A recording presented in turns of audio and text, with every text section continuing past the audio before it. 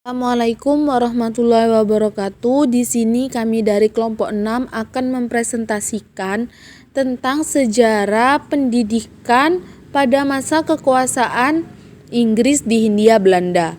Sebelum kita masuk ke pembahasan tentang ilmu pengetahuan yang diajarkan Inggris saat menjajah di Indonesia, terlebih dahulu kita membahas tentang penjajahan Inggris di Indonesia. Seperti yang tercatat dalam sejarah, Indonesia pernah berada dalam jajahan Inggris.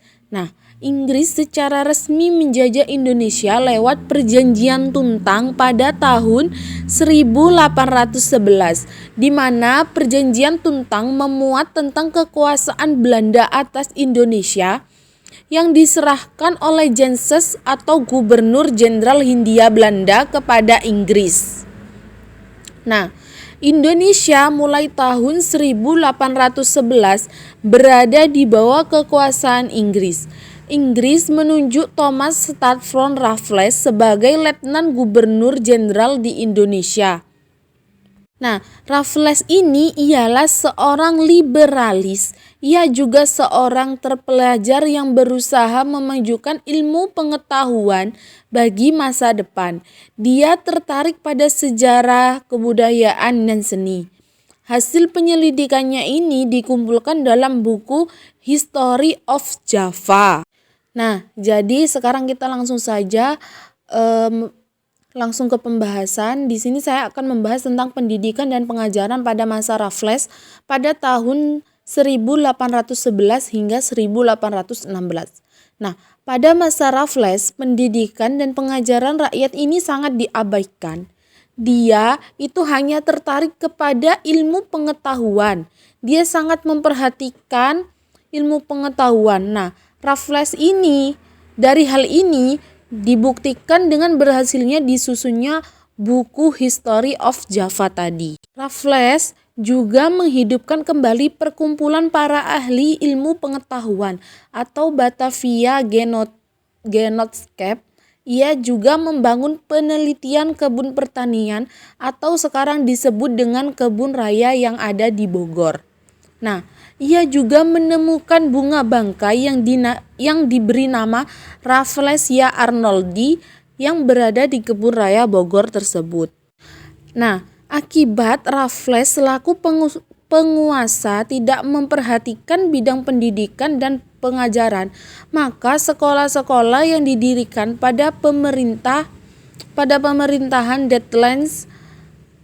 Daendels keadaannya sangat memperhatinkan ya.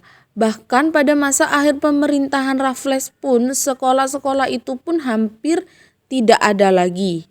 Raffles di sini hanya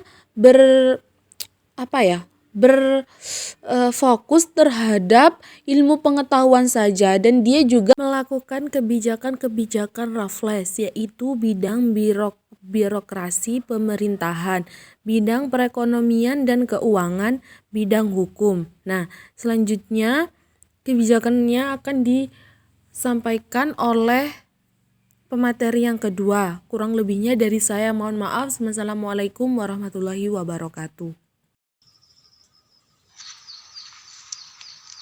Assalamualaikum warahmatullahi wabarakatuh. Di sini saya pemateri kedua. Perkenalkan, nama saya Diana Anitasari. Saya akan menjelaskan kebijakan pada bidang sosial. Beberapa kebijakan yang dilakukan oleh Raffles dalam bidang sosial antara lain, yang pertama yaitu penghapusan kerja rodi atau kerja paksa. Kerja rodi atau kerja paksa dihapuskan. Yang kedua yaitu penghapusan perbudakan. Di sini perbudakan juga dihapus, akan tetapi kenyataannya ia melanggar peraturan yang ia buat sendiri, yaitu dengan melakukan kegiatan yang bisa dibilang sama dengan perbudakan. Yang ketiga yaitu peniadaan pinbang atau disakiti. Pinbang atau disakiti yang merupakan hukuman yang terbilang kejam, yaitu melawan harimau. Pinbang ini dihapus pada zaman Raffles. Yang selanjutnya, di sini saya akan menjelaskan bidang ilmu pengetahuan, kebijakan pada bidang ilmu pengetahuan. Yang pertama, ditulisnya buku berjudul History of Java. Pada tahun 1817 ditulis sebuah buku yang memiliki judul History of Java di London. Buku ini dibagi menjadi 2 jilid. Pada tahun 1820 ditulis sebuah buku dengan judul History of the East Indian. Buku ini dibagi menjadi 3 jilid. Yang kedua, aktif dalam mendukung Bavavian Auneschaft. Di sini saya juga akan menjelaskan Raffles mendukung penuh sebuah perkumpulan kebudayaan dan ilmu pengetahuan yang pada waktu itu perkumpulan yang ia dukung adalah Batavia Genootschap.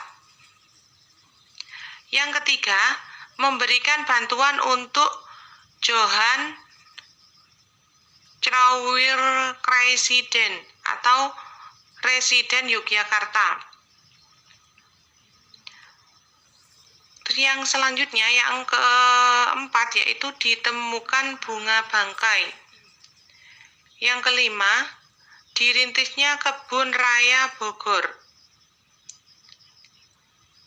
Kebun Raya Bogor dirintis pada pertama kali. Mungkin itu yang dapat saya sampaikan. Ada kurang lebihnya, mohon maaf yang sebesar-besarnya. Saya akhiri. Wabillahi taufiq wal hidayah, walidawal inayah. Wassalamualaikum warahmatullahi wabarakatuh.